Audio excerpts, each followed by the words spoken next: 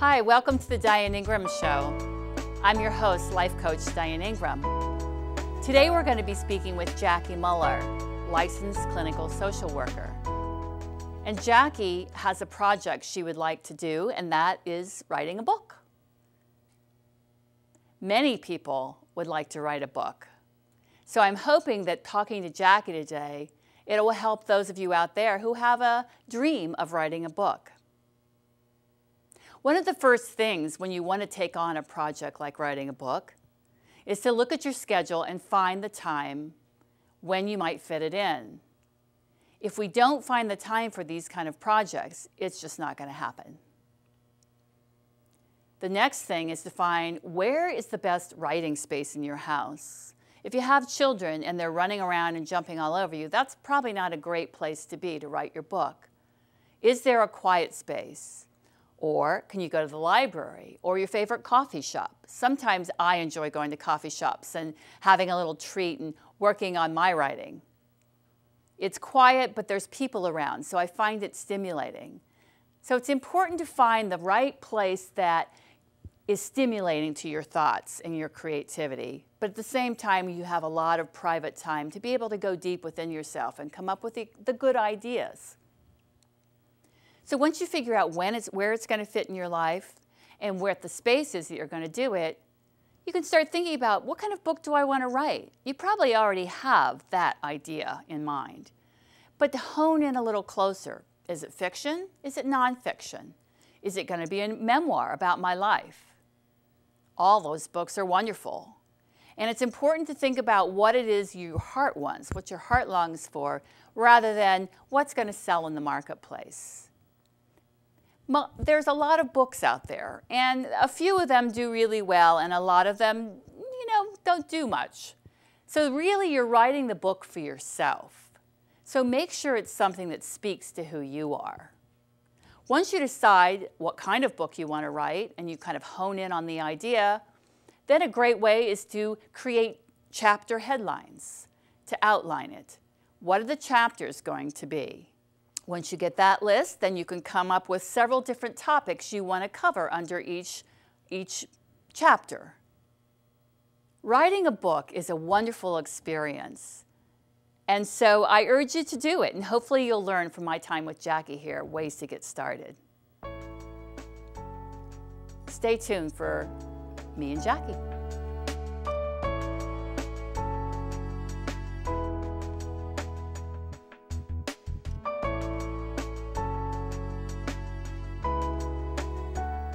Welcome back. I'm your host, Diane Ingram, and today I'm here with Jackie Muller. And Jackie, we're going to look at some things in her life and see what she'd like to change in order to make her life a little more desirable for herself. Welcome, Jackie. Hi, Diane. I'm glad to be here. Nice to be with you. Yeah. So we had talked previous, and one of the things that you wanted to work on was, well, why don't I let you say it? Well, when we met, I wanted to work on streamlining my practice and perhaps making some time to do some other things that I have had on the back burner for a while, like writing a book. Okay. You're a licensed clinical social worker. Yes, I am. Okay. And so you're self-employed and you set your own hours. Yes, I do. Yeah. Okay. So in what ways do you think you'd like to streamline your practice? Well, I'd like to be able to dedicate part of the week towards my clients because I love what I do and I love the hands-on work with clients. And sometimes that can be difficult because I get a lot of referrals through the insurance companies, which kind of dictates me having to do my part of the agreement is taking those clients on. And it usually works around people's personal schedules, work schedules, school schedules. So I have been accommodating people based on what they need, and that sometimes can create more stress in my life and less time for me to do the other things that I feel I now need to give some attention to, like writing. So, okay, so what have you learned? Have you learned anything about how to restructure that? I mean, do you have any kind of leeway as far as, can you say these are my hours and they need to work around your hours, or how do you work with that? I've learned that the more I am open with clients about what times I'm available, it seems that people can make the time, like I do, to make the time to write for themselves to be able to come in for counseling. And if you give them a few options, they usually will pick a time that works into their schedule the best as they can. Wonderful. Yeah, sometimes it's even easier for people to have options rather than just an open blank slate. And it helps your schedule too, because then you can have a life that has the other parts in it that you want to have. Right. So you mentioned writing. What kind of writing would you like to be doing? Well, this has been a transition over the course of my life, and it's kind of integrated in what I do. I've kind of been writing things in journals for a long period of time, and now I want to put together something that I feel would be helpful to other people in a way that allows them to connect with maybe some of my life experiences, maybe see some strengths in themselves through me sharing my strengths, and then possibly some hope that they can too, from whatever their experiences have been, see goals for themselves in their future. So I would like to say it'd probably be something to do with self-help. But at the same time, I think it would be helpful for myself to be able to finally put it into a book that's not just here in one journal and in another journal and just fragmented. So, in what way do you think it'd be helpful for yourself? Probably pulling together the whole process that I've been through over the course of my life that has led me to the different things that I do for myself. Part of that I see is my work that I do with other people. I feel it's more than just a job, it's a calling, that I've been guided. I believe in, I strongly believe in spirituality, and that's a big part of who I am, not to be confused with religion. You know, I think religions are very good in helping people get spirituality, but I think that even if you're not practicing a mainstream religion, that you can be a spiritual person and live a more authentic life. And I think that in writing the book, it'll be an instrument for me to be able to help other people see how one person has accessed that authenticity in their life. And how have you done that? Like, what kind of, do you have certain spiritual practices you do, or certain things you do that kind of get you clear about your spirituality or to bring it more into your life? Yes, I believe that we all have to find our own path, and that can include a wide array of different tools. It can be whether you're walking in nature, practicing yoga. I'm a Reiki practitioner, so I integrate that into my lifestyle. Could you tell the audience what Reiki is? Reiki is a Japanese healing modality, and it's used to promote stress reduction and relaxation.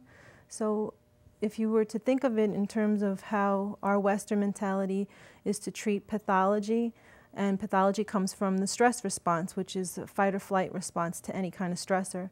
And Reiki helps to promote a relaxation response, which allows you to relax the body, and then the belief is that your own inner healing will activate and help you to heal for your highest good. Very nice. And so how is it done?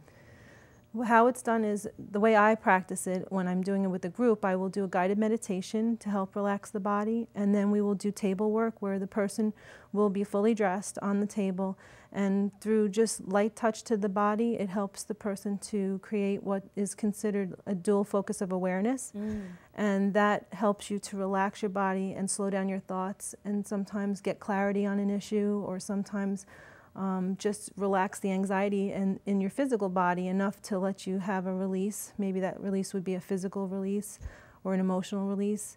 And anytime we relax the body, our biochemistry changes too. So it's all integrated, and I really feel that part of my life journey, why I was led to that, was to help me to have those types of healing of mind, body, and spirit.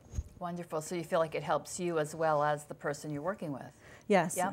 It's definitely become a tool that I use on a regular basis. It's a part of my lifestyle now, just the same as people may exercise or need to be out in nature. Reiki is definitely a part of my lifestyle that helps me to focus.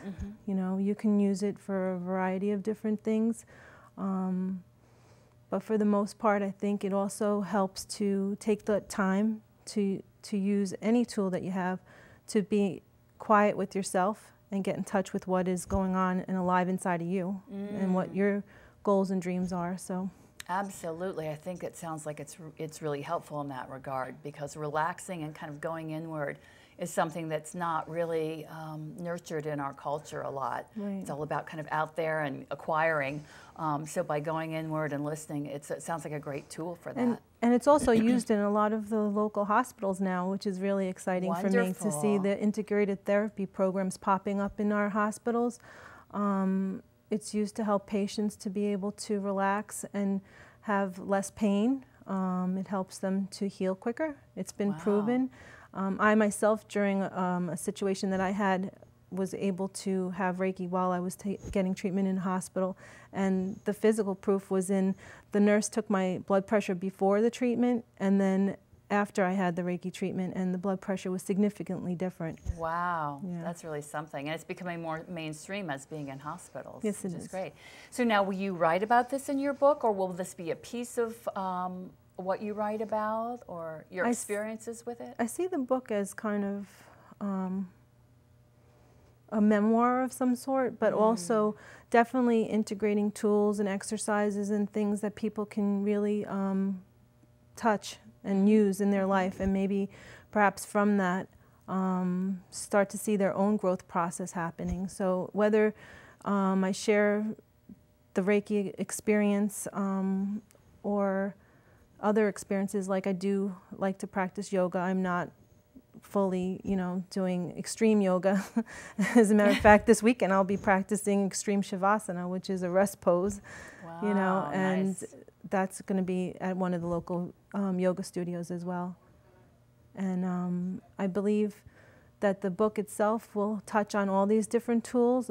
My goal is that in my practice I try to offer these things to people, whether it's yoga, Reiki, massage. I don't do massage, but I will introduce people to different things that I feel have been a part of my healing journey. So wonderful. And you can share your experiences that you've had in those various modalities, right? Yeah. Very nice, very nice. So have you been able to carve out time during your week now since we spoke, or maybe even before that, where you've gotten started on this book? How is it going? Well, thanks to your invitation to be part of the show, I have really tried to structure it, knowing I had a few weeks to prepare to come here. So Thursday seems to be a day that I'm now going to be able to carve out, since I have set it up so that this whole day was free. And I'm going to try to keep that pure from my writing. So I did start this morning, a cup of coffee in hand in my journal, and started a rough draft, and then realized that I'll have to take some more time and go back through some of my other books, journaling books, and find the other areas that I'd like to expand on. So how do you think you're going to begin your book? Are you going to sit down and outline what you want the chapters to be, or it sounds like you were going to read through some of your journals of what some of the content you want to be? Right. So I think right now it's going to be a process of doing that, going through the journals, and also maybe pulling out some quotes that I feel have been important to me, and using those as an inspiration to make this project come together. I have a kind of an idea as to how I want to structure it. I just have to see, if that'll work. And you said coffee in hand. So that's kind of important. I mean, sometimes it's important to set up a ritual around something that we're trying to do that's a little bit out of our comfort zone or a little bit difficult for us. So you had your coffee. Did you go to a particular place? Do you have a writing desk, or do you have a special corner in your house or your office? No, but that might be a good idea, to set up a specific place for myself. And recently I was able to clear out one of my rooms to become kind of my zone, and the kids seem to be respecting that. So maybe I'll have to put a little desk in there or something. Or nowadays we have laptops, so I can get one of those ones that sit on your lap and just sit there comfortably on my sofa. I don't know if you've read any of Eric Meisel's books. He writes on creativity, and he has one book in particular about, I think it's called Writing Space or something like that. But he first off talks about how important it is to have a special place to go to in your house, but then he expands and says, you can also go anywhere. You can be on a park bench, and sometimes you can find inspiration there, so it's important to also shake it up. But it's nice to have a place where you kind of energize, so to speak, that writing self there. And I found that it's helpful for people to have a ritual, like maybe a cup of coffee or a nice cup of tea, and you light a candle or you bring in a flower or something like that. Or maybe you do a breathing exercise first or a little meditation or something to kind of access that subconscious that's going to provide lots of fodder for your writing. Anything like that that comes up? Well, or? I carry my journal. I'm a big journaler. I have been my whole entire life. When I was a child, I used to write the family newsletter and put it in everybody's bedroom so that they would have the news and events. Oh, how fun. So it's kind of interesting how I've always had writing as a side to whatever. And how often do you write in your journal? I would like to say daily, but you know, sometimes life is busy, so I haven't written in it daily. So I would have to say I do write in my journal at least 3 or 4 times a week. And what do you go to it? What do you write in your journal, just so people have an understanding what it's about? Sorry. No, it's okay. Sometimes I'll write in the journal just about the day's events. Sometimes I'll just throw a question out. Sometimes it's an event. Sometimes I just tape in a card or a little note that one of my kids gave me. I might find a poem that I like that's inspirational, a photograph, it could be whatever. It's my space to connect with my higher self. Yeah, that's wonderful. Yeah, I'm going to talk about journaling on the show because it's just so beneficial to have that place to communicate with yourself. And by putting it in writing, that's one step closer to kind of manifestation. So if you're trying to bring something to life, then putting it in writing is a step towards that. Or maybe it's just to kind of clear your head or put mementos or whatever, so that's wonderful. Yeah. I think I'm also a bit of a traditional type person, so I like the whole thing about pen and paper in hand. Computers and technology are awesome, and I really enjoy using them too, social media, things like that. But it seems to me that once you've blogged or put whatever it is that you put onto the social media, it's gone and it just continues to go. And when I want to go back and look at something I wrote, it's like, what date did I write that on? Right. You'd have to scroll through months and months of posts. So yeah, so now you have all these journals that you can go back and read and see what you'd like to include in your book. Exactly. Very nice. Very nice. So you feel like your Thursdays is the day to do it. And between now and you're willing to come on in a month? And yes, I am. Okay, as a follow-up. And what would you like to commit to between now and the next time we meet as far as action steps? I think I'd like to commit to being able to do it consistently on that set day on Thursdays, at least Thursday mornings. I can set aside for that. Okay.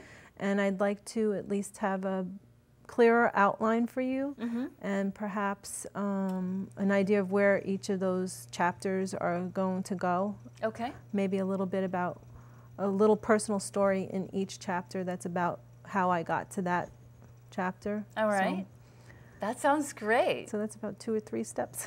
Yeah, so let's get clear. So you want to at least spend mornings on Thursdays working on your book. Yes. You'd like to have an outline with chapter ideas, and maybe a personal story that matches with each chapter idea about how you got to that idea. Oh, I really look forward to seeing this. This is very exciting. I think so. Yeah, so I look forward to you coming back on the show in a month, and we'll see how you're doing. I look forward to seeing you then. Yeah, thank you so much, Thank you, Diane, Jackie. for having me. Thanks for being with me. It's been a pleasure. Same here. Thanks. Thanks.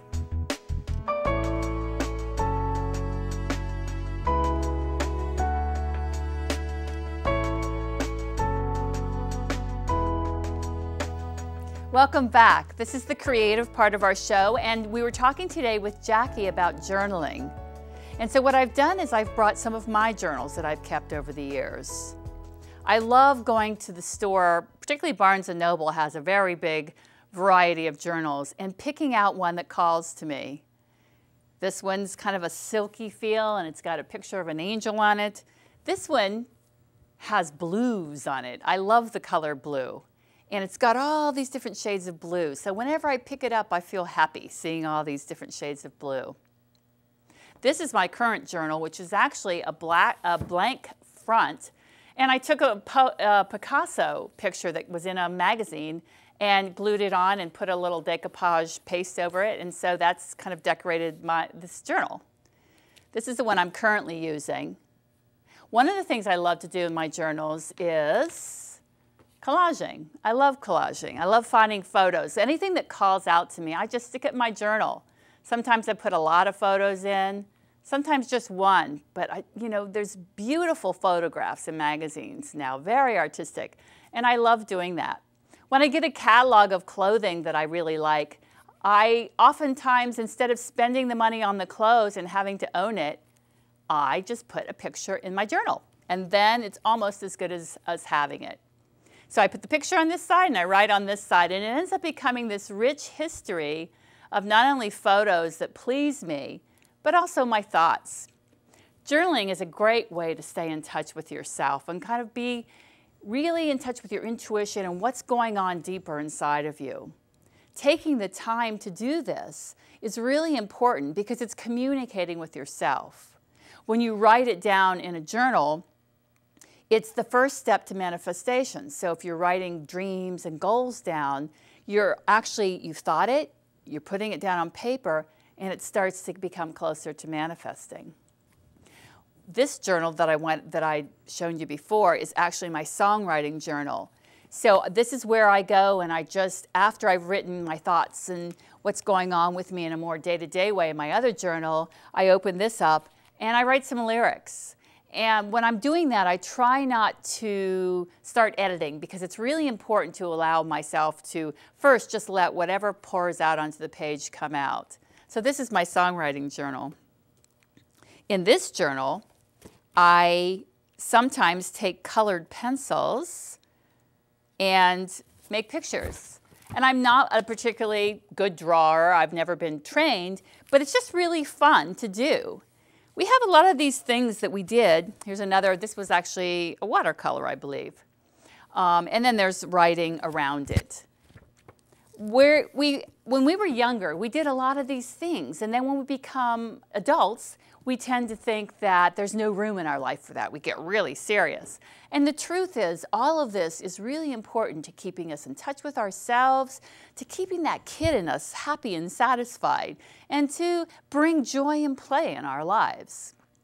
It's easy to get brittle and dry and into solving problems when we're adults, and that's necessary sometimes, but when we address life in this way, we're actually picking up on some deeper answers for ourselves sometimes, and we're having fun while we're doing it. So give it a try. Go to Barnes & Noble or your nearest bookstore and just see what journal calls out to you. See if you can allow it to be, rather than a logical, rational choice, more of an intuitive choice, like what's calling out to me. The last time I was in Barnes & Noble, I picked up a journal that I didn't bring with me today, but it has a voluptuous woman on the front that has wings on her back, and she's holding this ball looking into water. I'm a little embarrassed to buy that journal, but it just spoke to me in some way. It was very magical and kind of really eccentric. And so it's fun to allow ourselves to step into those places we wouldn't normally be and just explore. So try it.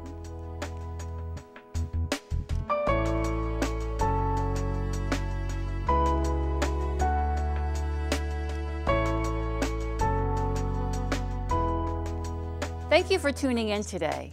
Today we talked about writing that book that's been sitting in our hearts waiting to be expressed for years. One thing we talked about is journal writing. That's often a good introduction to writing, a good way to get our arm moving. Once again, finding the time in your schedule, finding the place, and allowing yourself to just go there. Sometimes we go to that space and nothing comes. That's okay. Eckhart Tolle talks about how every day at a certain hour, he sits at his writing desk. In fact, a lot of writers talk about that. And they honor the process. Sometimes he'll get a page, sometimes he gets nothing, sometimes he'll get a couple chapters. But just opening yourself up to whatever comes to you to write down is a really great way to get in touch with yourself as well as express yourself. Creativity is coming through us from universal consciousness. It's also forming according to who we are. So to allow that process to happen, we need to make space for it. We need to make time for it in our lives. We need to open up to it. As we talked about journal writing, that's a great way to open up to that creative energy. Then we can buy a journal for songwriting, or we can buy a journal to write our thoughts, or to include quotes that we've heard along the way that inspire us. There's also gratitude journals. You can write down every day something you're thankful for. So over this next bit of time until we meet again, see if you can get started on a writing project that may be sitting dormant in you, or even if you don't have any desires to write a book, pick up a journal. Easy way to get started is with a gratitude journal. But pick up a journal and start writing down some of your thoughts in there. It's a great way to start the day, to get in touch with yourself in another way that's different than meditation or staring out the window with that cup of coffee, which are also very valuable things. This is a way to get into a more deeper place with yourself in a form way, writing the words down. Email me what you come up with, and I'll read some of the emails on the show. And if you'd like to be on the show, email me that. The email will be on the screen and at the end of the program. Email me why you'd like to be on the show, what you'd like to work on, and I'll consider having you on the show. Thank you very much. You've been watching the Diane Ingram Show today, and I hope you tune in again to see how Jackie's doing with her book. I hope you let me know how you're doing with your writing, and hopefully to be motivated to move on to the next project in your life. Thank you.